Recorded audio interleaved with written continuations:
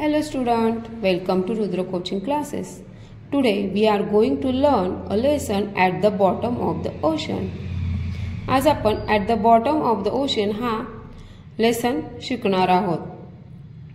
At the bottom of the ocean म्हणजे काय? सागराच्या तळाशी.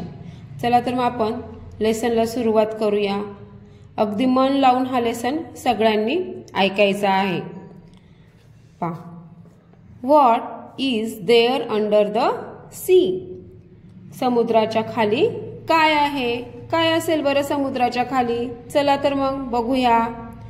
The sea is very deep. sea म्हणजे काय? समुद्र. very deep म्हणजे काय? खूप खोल. समुद्र हा खूप खोल असतो. There are many plants and animals in the sea. Plants म्हणजे वनस्पती, एनिमल्स म्हणजे प्राणी. समुद्रामध्ये अनेक प्रकारच्या वनस्पती आणि प्राणी असतात.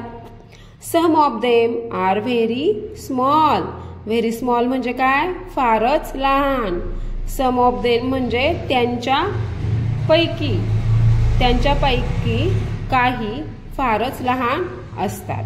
We can not see them with our eyes. Them म्हणजे काय? त्यांना. वी म्हणजे आपण. कॅन नॉट सी म्हणजे पाहू शकत नाही. विथ अवर आईज म्हणजे आपल्या डोळ्यांनी. आपण त्यांना आपल्या डोळ्यांनी पाहू शकत नाही. There are fishes, turtles and many strange and beautiful animals in the C.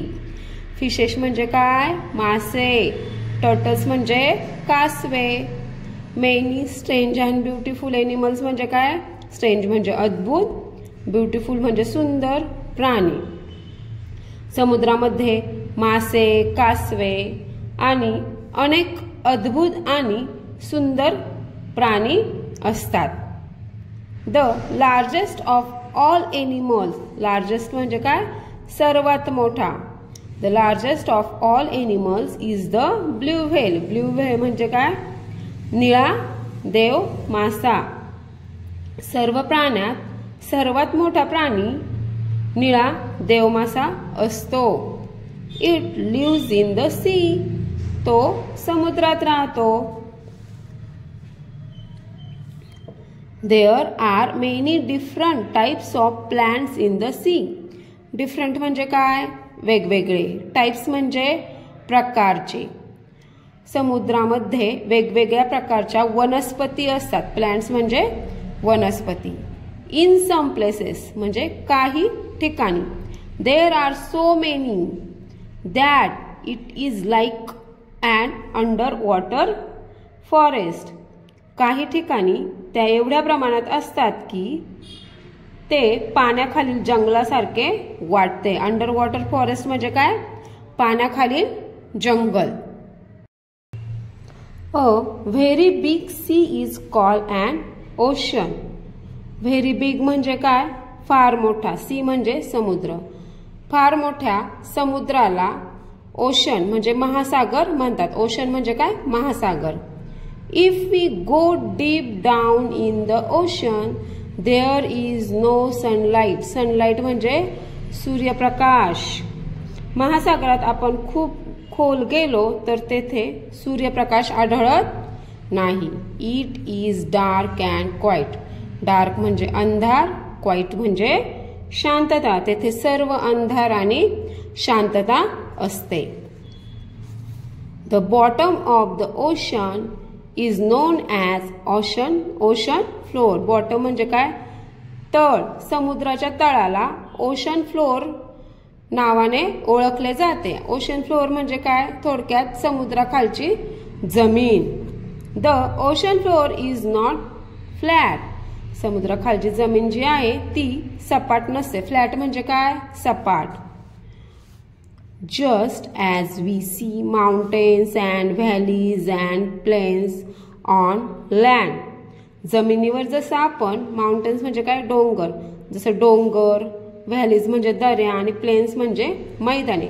जमिनीवर जसे आपण डोंगर, दऱ्या आणि मैदाने पाहतो. There are mountains and plains and also deep trenches in the ocean floor. तसेच समुद्रामध्ये सुद्धा डोंगर, मैदाने आणि खोल खंदके असतात। ट्रेंचेस म्हणजेच खोल खंदक, म्हणजे जसं व्हॅलीज असतात तसंच समुद्रामध्ये ट्रेंचेस असतात।